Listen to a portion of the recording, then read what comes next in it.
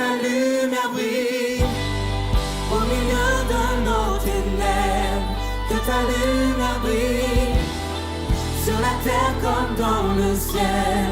Lorsque ta voix retentit, toute obscurité s'enfuit, que ta lumière brille. Hello tout le monde, j'espère que vous avez passé une bonne semaine. Merci de nous avoir rejoints pour le culte en ligne de l'église MLK Massy. Et merci pour votre fidélité. Je vous souhaite de passer un bon moment dans la présence de notre Seigneur. À tout à l'heure.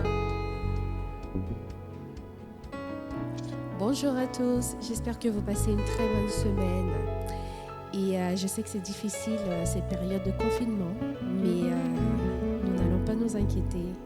Parce que nous savons que Dieu est souverain et que Dieu est au contrôle de tout. Dieu a la situation en main et qu'il a une vision, il a un projet. Et nous savons que toute chose concourt au bien de ceux qui aiment Dieu. Alors nous n'avons pas à avoir peur parce que Dieu a la situation en main. Nous allons continuer à chanter malgré tout ce qui se passe et nous allons dire à notre Dieu, bienvenue, bienvenue dans notre vie. Bienvenue dans notre famille, bienvenue, bienvenue et nous te glorifions, nous te louons, nous t'exaltons pour qui tu es.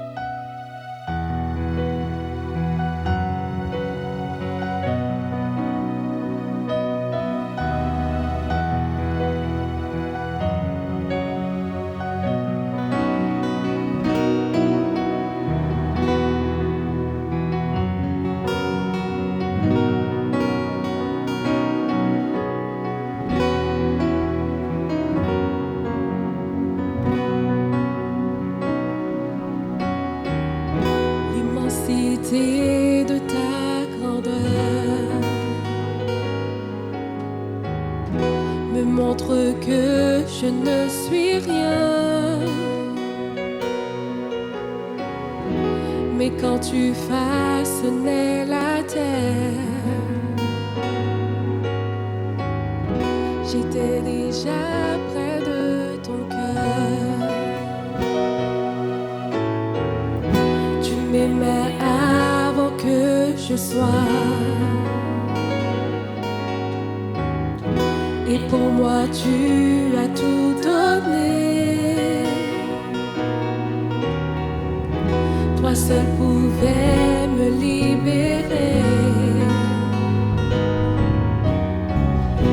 C'est pourquoi je veux t'adorer.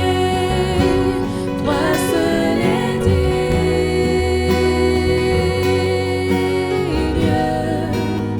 de recevoir louange et gloire pour l'éternité. Toi seul est digne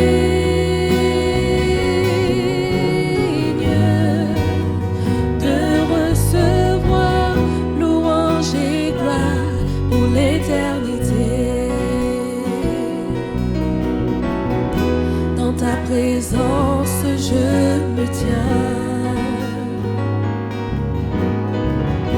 car tu as ce dont j'ai besoin. La joie, la vie, le bonheur sont dans tes parvis, mon sauveur. Toi seul est digne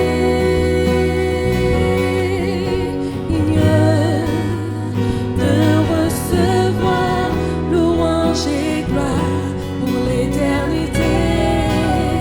Toi seul est digne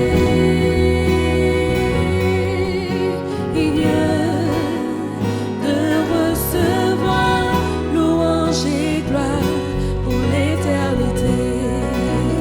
Toi seul est digne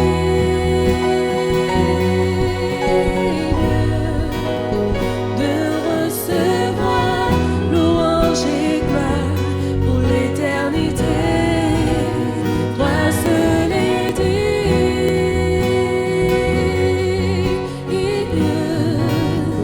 de recevoir louange et gloire pour l'éternité.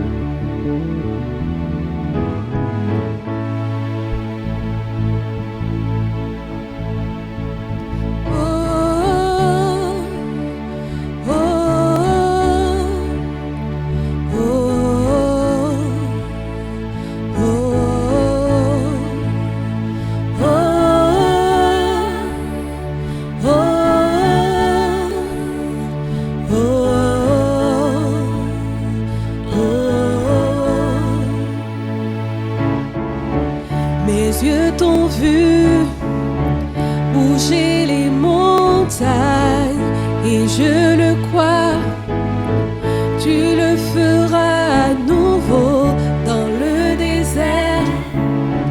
Tu traces à la voile et je le crois, tu le feras à nouveau.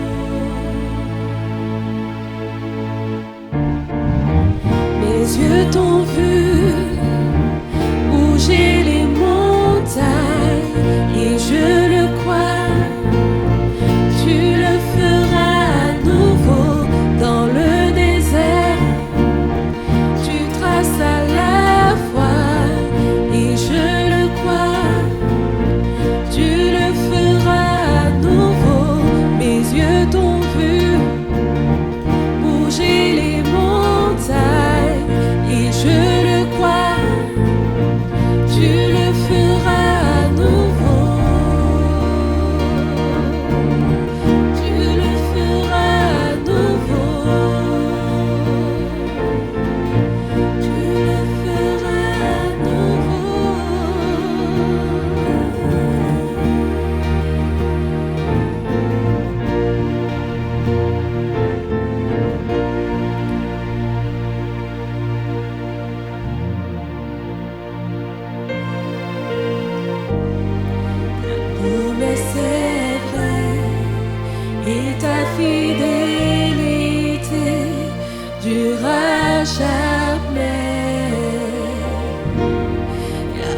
par ta main, conduis sur ton chemin, tu ne faillis jamais.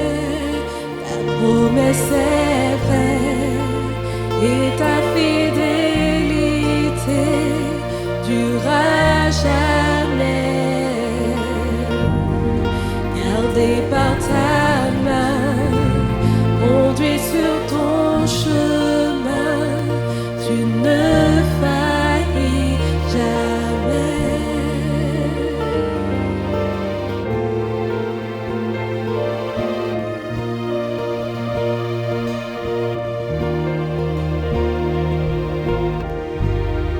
Tes paroles certaines, tes promesses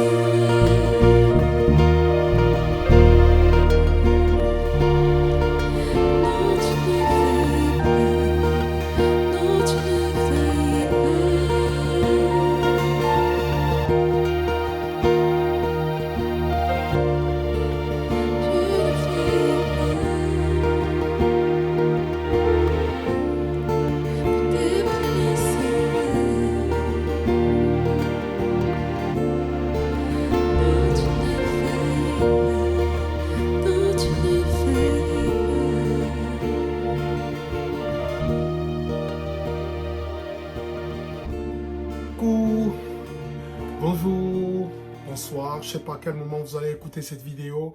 Bien sûr, je dis toujours la même chose, mais je souhaite que le Seigneur vous bénisse et vous aide, vous accompagne dans ce que vous vivez, dans ce que vous êtes, et que vraiment il pose sa main sur vous, qu'il vous soutienne, qu'il soit votre force, qu'il soit votre joie. C'est extraordinaire. Alors j'ai envie de partager avec vous quelque chose qui me tient vraiment à cœur, qui m'a vraiment touché en ces mots. Et, le texte que je lis se situe quand Paul il est en prison pour une seconde fois, il va bientôt mourir. Alors il écrit à son fils dans la foi, à un petit et en même temps son ami, celui à qui il tient comme à sa vie, c'est Timothée, et il écrit ces mots. Il lui dit: hey, Timothée, toi donc mon enfant, regarde les termes dans 2 Timothée chapitre 2 verset 1, il dit: toi donc mon enfant, sois puissant dans la grâce qui est en Jésus-Christ. C'est un texte le traduit: fortifie-toi, rends-toi fort par la grâce qui est en Jésus-Christ. Et je réfléchissais, je me dis, mais qu'est-ce qui va nous rendre vraiment forts? Qu'est-ce qui va nous rendre de devenir vraiment puissants, d'être vraiment forts? C'est en se focalisant sur la grâce qui est en Jésus-Christ, en se focalisant sur la faveur imméritée que Dieu donne à l'homme, pour voir l'homme par la personne de Jésus. C'est en regardant cette grâce, c'est en vivant par cette grâce, c'est en marchant par cette grâce, par ces faveurs que Dieu nous accorde, qui est extraordinaire. Et vraiment, c'est incroyable. Et Dieu veut que tu sois fort en regardant, en te focalisant, en mettant ton regard sur cette faveur quelque part qu'il nous a donnée, celle de le connaître, celle de marcher avec lui, celle de pouvoir nous approcher de lui. C'est extraordinaire. Le but de Dieu, c'est de nous rendre forts à l'intérieur de nos cœurs, loin de la peur, bien loin de la crainte, loin de tout. Quand Dieu appelle un serviteur ou quand Dieu appelle quelqu'un pour l'aimer, pour l'aider, pour l'encourager, il lui dit toujours, même quand Dieu donne une mission, comme il a donné une mission à Josué, il l'appelle à être fort, il dit: fortifie-toi, prends courage, je suis avec toi, prends courage, va avec moi. Il dit: fortifie-toi, car c'est toi qui mettras ce peuple en possession du pays que j'ai juré à leur père de leur donner. Fortifie-toi, prends courage. Et il accompagne avec sa présence. Dieu veut que nous soyons forts dans notre être intérieur, pas de crainte, pas de peur, mais Dieu veut que nous soyons forts en réalisant des exploits. Il dit, avec ce psaume 72 dit: avec Dieu nous ferons des exploits. Il écrasera notre ennemi, nous permet d'agir en son nom, de bénir et en nous rendant forts. Et moi j'ai compris une chose: ce qui me rend fort, c'est en regardant cette grâce que Christ nous a offert. C'est extraordinaire. Fort en réalisant des exploits, fort aussi parce que la grâce est ce qu'il y a de plus fort dans l'univers. La grâce de Dieu est ce qu'il y a de plus fort dans l'univers, cette faveur. Si Dieu n'avait pas donné Jésus, où serions-nous aujourd'hui? La grâce est la manifestation de l'amour de Dieu qui nous donne le pardon et le pardon de nos péchés, le pardon pour tous les hommes. C'est le plus grand miracle. Le plus grand miracle, c'est la chose la plus extraordinaire que ce monde ait connue. Ce Père qui s'est coupé de son Fils pendant un temps pour nous offrir la vie en mourant sur une croix, frappé, battu pour moi. Cette grâce qui permet que nous puissions nous approcher de Dieu, c'est quelque chose d'extraordinaire. Quand j'entends ça, mais je suis revigoré, je suis fort. Je suis fort parce que je sais que maintenant je peux être pardonné. Je sais que je peux m'approcher du Père. C'est vraiment la chose la plus extraordinaire. Dieu décide de pardonner des personnes qui viennent leur demander pardon. Et il décide de les accompagner et de devenir leur Père.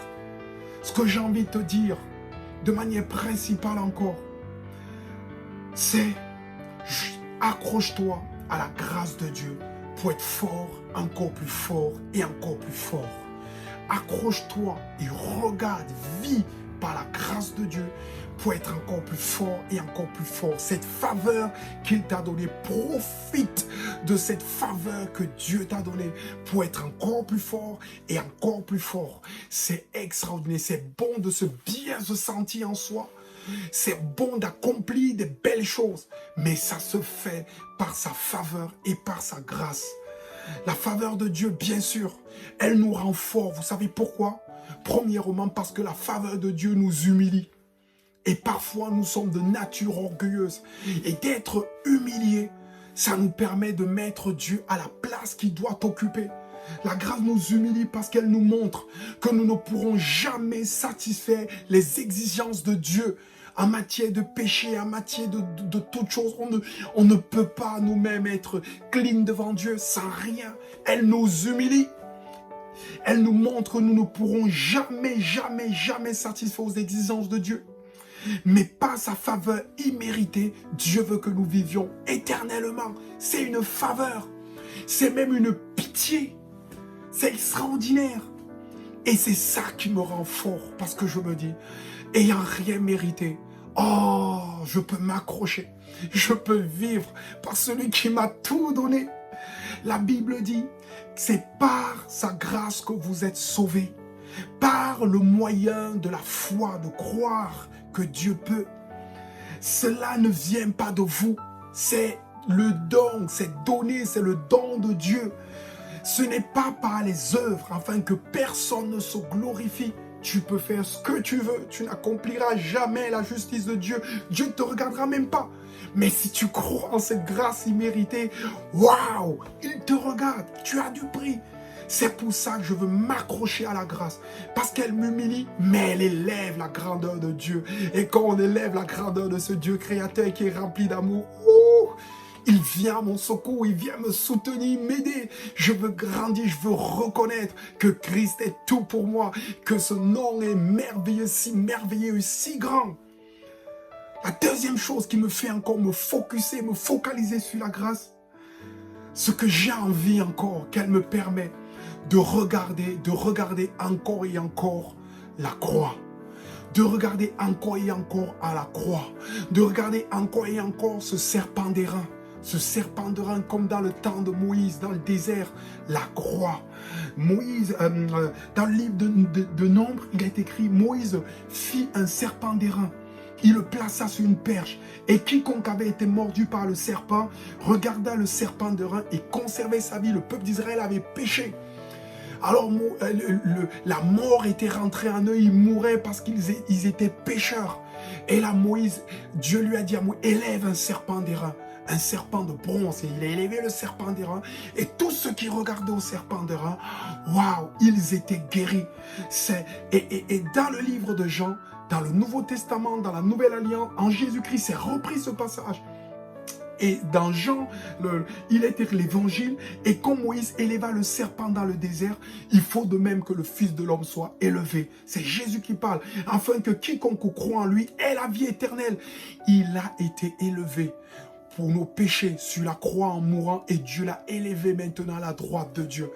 Chaque fois, ce qui me rend fort, c'est de regarder au serpent d'airain, c'est de regarder à la croix, c'est de regarder ce que Christ a accompli. Oh, j'aime ce moment quand nous partageons le pain et le vin, la Sainte Seine, ça me rappelle, je ne veux pas l'oublier, je veux me rappeler, ça me rend fort de me rappeler ce que Christ a accompli pour moi de manière imméritée. Ouf! C'est extraordinaire. Ce qui me rend fort en regardant la grâce, c'est que quand je vois ce que notre Seigneur a payé, son Fils unique, et ce pardon qu'il m'a accordé, la troisième chose, c'est que je fais tout maintenant. Je me bats comme je peux pour ne pas insulter la grâce, pour ne pas insulter cette grâce, cette faveur qu'il m'a fait. Alors, je me bats par mon comportement.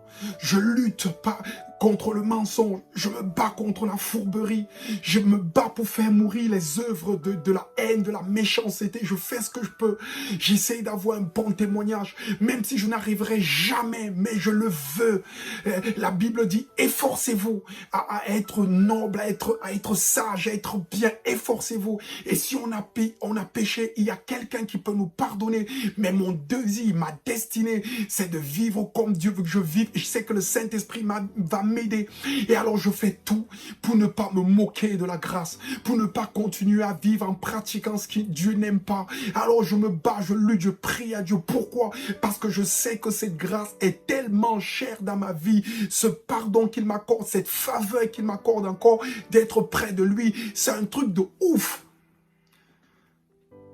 La quatrième chose qui me marque, c'est que, puisque j'ai obtenu cette grâce, je regarde les autres avec la même grâce. Je regarde les autres comme s'ils pouvaient obtenir la même grâce. Quand je regarde les autres personnes qui vivent sur la terre, je les regarde avec les yeux de la grâce et ça me rend fort. Regarder les autres avec les yeux de la grâce, c'est incroyable. Tu as envie de pardonner, tu as envie d'aimer, tu as envie d'aider. Tu sais que Dieu leur est favorable parce que toi, tu n'es pas mieux qu'eux et que nous sommes tous pécheurs. Et la grâce te permet de regarder, de prier pour les autres, d'aimer tes voisins, de les servir avec la même grâce. Et ça rend fort. Ça rend fort. Écoutez ce que la Bible dit. Et j'aime ce texte quand Jésus parle dans cette parabole. Il dit en effet, il en est du royaume des cieux, comme d'un roi qui voulait régler ses comptes avec ses serviteurs. Lorsqu'il commençait à compter, régler ses comptes, ça veut dire qu'il regardait ce que tout le monde le voit. Il ouvre le cahier de créances et il se met à compter. Et on lui présenta un de ses serviteurs qui lui devait 60 millions de pièces d'argent. Comme ce serviteur n'avait pas de quoi rembourser ce qu'il devait, son maître ordonna de le vendre comme esclave avec sa femme et ses enfants. Waouh! Ainsi que tous ses biens pour qu'il puisse rembourser sa dette. Le serviteur se jetait alors aux pieds du roi et se prosternait et devant lui suppliait, sois patient envers moi, je te rembourserai tout. Pris de pitié pour lui, son maître le renvoya libre après avoir remis toute sa dette. Tu ne me dois plus rien. À peine sorti, ce serviteur rencontra un de ses compagnons de service qui lui devait 100 pièces d'argent. Il le saisit à la gorge en criant « Paye-moi ce que tu me dois !» Son compagnon se jeta par terre dans le même scénario que tout à l'heure et le suppliait « Sois patient avec moi, lui dit-il, je te rembourserai tout !» Mais l'autre ne voulut rien entendre, bien plus. Il alla le faire jeter en prison en attendant qu'il ait payé tout ce qu'il lui devait. D'autres compagnons de service, témoins de ce qui s'était passé, en furent profondément attristés et allèrent rapporter toute l'affaire à leur maître. Alors celui-ci fit convoquer le serviteur qui a agi de la sorte. « Serviteur mauvais, lui dit-il, tout ce que tu me devais, je l'avais remis parce que tu m'en avais supplié. Ne devais-tu pas toi aussi avoir pitié de ton compagnon comme j'ai eu pitié de toi ?» Et dans sa colère, son maître le livra au bourreau jusqu'à ce qu'il ait rembourser toute sa dette. Voilà comment mon Père Céleste vous traitera vous aussi, si chacun de vous ne pardonnez pas du fond du cœur à son frère. Là, le Seigneur parle de pardon. Il aurait pu regarder son frère qui lui devait la même dette avec grâce. S'il avait seulement analysé, s'il s'était rendu fort de la grâce qui lui avait été donnée, il aurait pu regarder son frère, il aurait pu voir son frère avec la même grâce. Oh non, il n'a pas pris le temps. Oh non, il ne s'est pas fortifié. Quand on regarde la grâce, et comme Timothée, on sera fort de cette grâce-là. Ouh! On regarde les autres avec grâce. On regarde nos voisins, nos amis, les gens qui nous ont fait du mal avec grâce. On sert les autres en pensant à cette grâce. Il m'a gracié. Il a eu pitié de moi. Il m'a remis mes offenses. Il m'a tout pardonné. Alors maintenant, l'autre, c'est ça la grâce de Dieu. Et ça nous rend forts. Forts pour aider, forts pour soutenir, forts pour aimer, forts pour donner, forts pour être dans la louange et l'adoration. Tu veux être fort. Alors regarde cette grâce. Regarde-la, mais avec, je suis fan. Je suis fan de ce que Jésus a accompli pour nous sur la croix. Tu veux être fort? Waouh! En conclusion, j'ai envie de te dire, par la grâce de Dieu, je suis qui je suis. Et sa grâce envers moi n'a pas été vaine. Loin de là, j'ai travaillé plus que tous. Mais non pas moi toutefois, mais la grâce de Dieu qui est en moi. J'ai travaillé. Mais parce que cette faveur était en moi, parce que j'ai grandi avec cette faveur, parce que j'ai avancé dans cette faveur, parce que j'ai vu cette faveur, c'est extraordinaire. Je te le redis, comme Paul parlait à son bébé dans la foi, à son enfant qui avait grandi, Timothée. Hey, rends-toi fort, rends-toi puissant par la faveur qui agit en toi. Regarde-la, cette faveur. Vis dans cette faveur. Marche avec cette faveur. Que le Seigneur te bénisse et t'encourage et te fortifie. Je veux juste prier pour toi, qu'il t'aide, qu'il te bénisse. Reviens si tu es parti de la grâce de Dieu et considère-la comme elle est extraordinaire. Merci Seigneur mon Dieu pour l'humanité qui vit dans les temps de la grâce. Les temps du jugement arrivent. Ceux qui auront insulté la grâce, ceux qui auront piétiné la grâce, Dieu les jugera. Mais pour leur vie, une vie extraordinaire en regardant la grâce. Que le Seigneur vous bénisse. Je vais juste prier pour vous. Seigneur, je te prie parce que tu es capable de percuter, de toucher les cœurs. Donne-nous de regarder à la grâce. Donne-nous de vivre par la grâce. Donne-nous, Seigneur mon Dieu, de réfléchir à cette grâce. Merci Seigneur pour toutes choses, Jésus. Amen. Amen. Allez, bon courage, que le Seigneur nous encourage. Bénis dans notre vie. Ciao.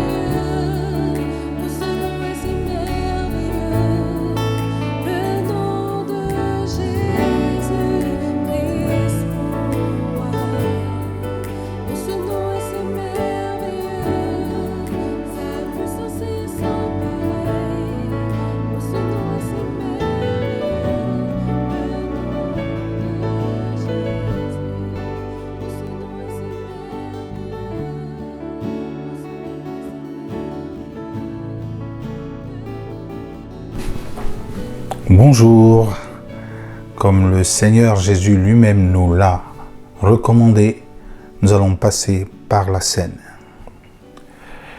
Et j'aimerais au préalable commencer une lecture biblique avec vous qui se trouve dans l'évangile de Luc au chapitre 14 et au verset 22 à 24, puis au verset 34 à 36.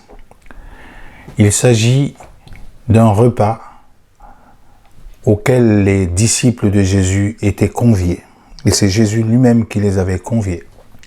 Il avait certainement des choses à leur dire à cet instant, parce que ce repas constituait le dernier qu'il a eu avec eux de son vivant, avant sa mort. Et la Bible nous dit, au cours du repas, Jésus prit du pain, puis après avoir prononcé la prière de reconnaissance, il le partagea en morceaux qu'il donna à ses disciples en disant « Prenez, ceci est mon corps ». Ensuite, il prit une coupe, remercia Dieu, il la leur donna et ils en burent tous. Alors, il leur dit « Ceci est mon sang, par lequel est scellée la nouvelle alliance. Il va être versé pour beaucoup d'hommes. » Et après qu'ils eurent mangé, probablement un peu tard le soir, Jésus approche ses disciples parce qu'il avait quelque chose à leur dire. Il leur dit « Je suis accablé de tristesse à en mourir. Restez ici éveillés. » Il fit quelques pas, se laissa tomber à terre et pria Dieu que cette heure s'éloigne de lui si c'était possible. Et voilà la prière qu'il va faire à Dieu. « Abba Père, pour toi, tout est possible. Éloigne de moi cette coupe. Cependant, qu'il arrive non pas ce que moi je veux, mais ce que toi tu veux. » Alors je me suis posé la question, pourquoi Jésus était-il dans une si grande tristesse? Pourquoi était-il dans une aussi grande angoisse? Dans un autre évangile, il était même dit qu'il était tellement angoissé que les grumeaux de sang tombaient de son visage. Je pense que Jésus savait qu'il allait connaître le mépris des hommes, l'abandon des hommes qu'il est venu pourtant sauver. Il allait connaître les coups, l'humiliation, la souffrance, l'indifférence.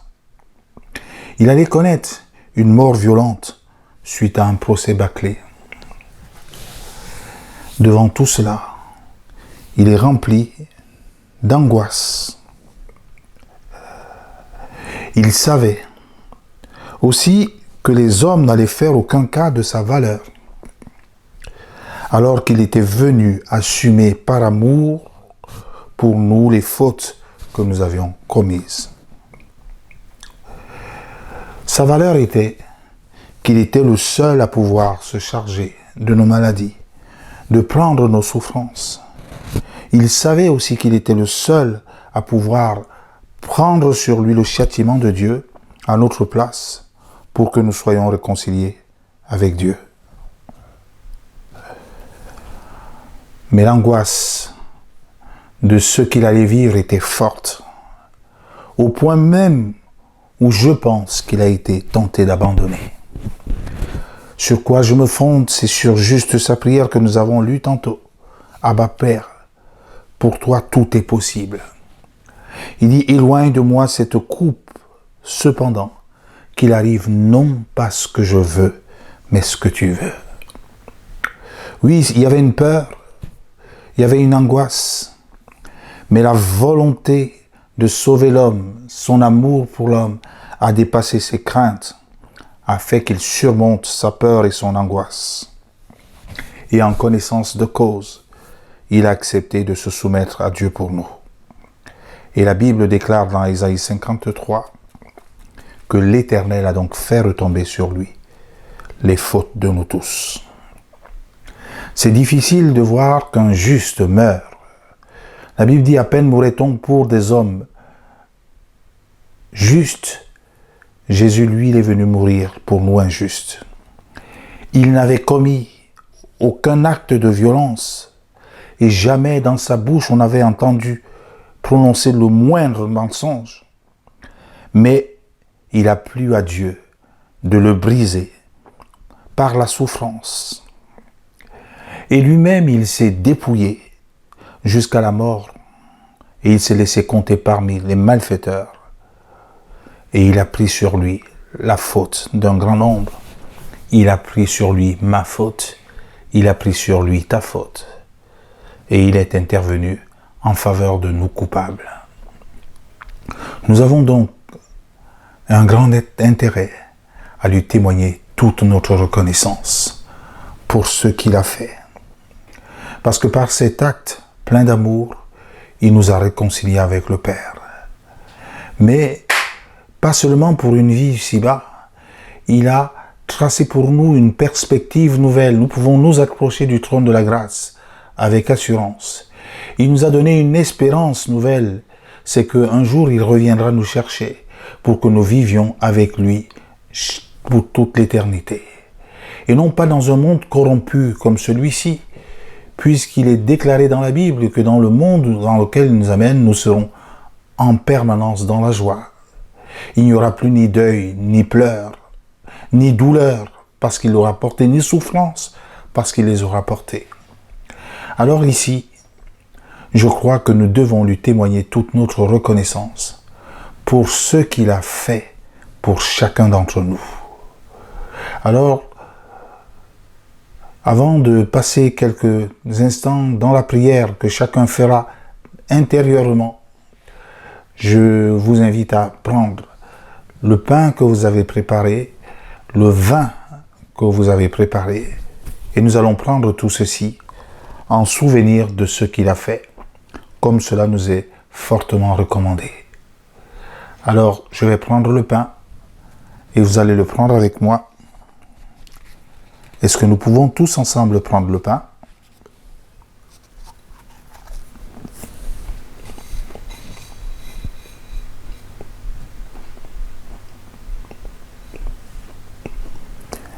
Est-ce que nous pouvons tous prendre le vin, symbole de son sang, qui a coulé pour laver la totalité de nos fautes ?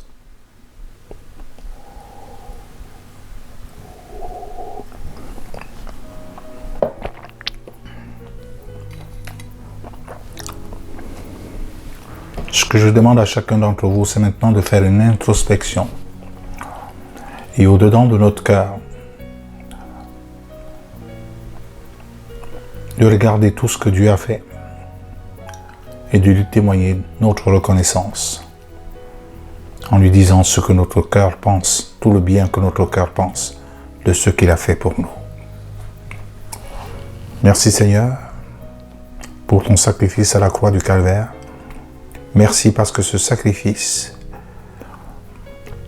enlève mon péché, ce sacrifice enlève la barrière, le mur de séparation qui était entre toi et moi et me permet d'entrer en communion avec toi, en relation avec toi, d'avoir une filiation avec toi. Tu as fait de moi ton enfant, comme tu le déclares à tous ceux qui l'ont reçu, à tous ceux qui croient en son nom.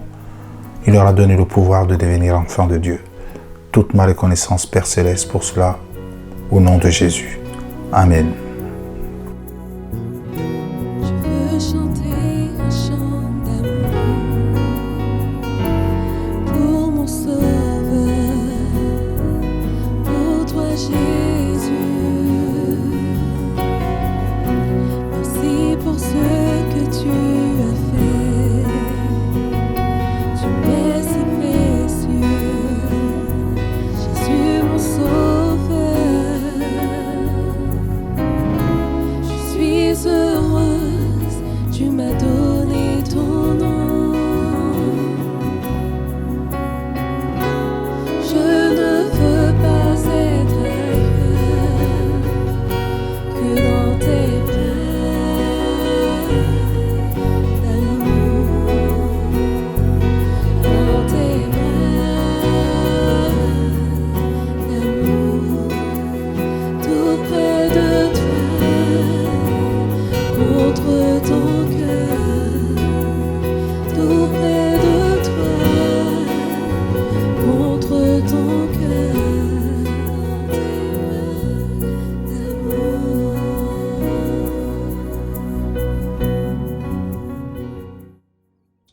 On va passer à notre temps d'annonce.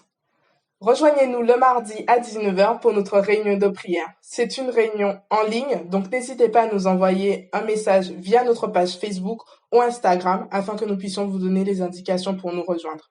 Et bien sûr, on se retrouve le samedi à 20h pour le culte en ligne sur notre page YouTube. D'ailleurs, n'hésitez pas à vous abonner. Pour nous soutenir, vous pouvez nous faire un don en flashant le code qui s'affiche à l'écran ou en vous rendant directement sur notre site internet. J'espère que vous avez passé un bon moment en notre compagnie. Soyez bénis et très bonne semaine.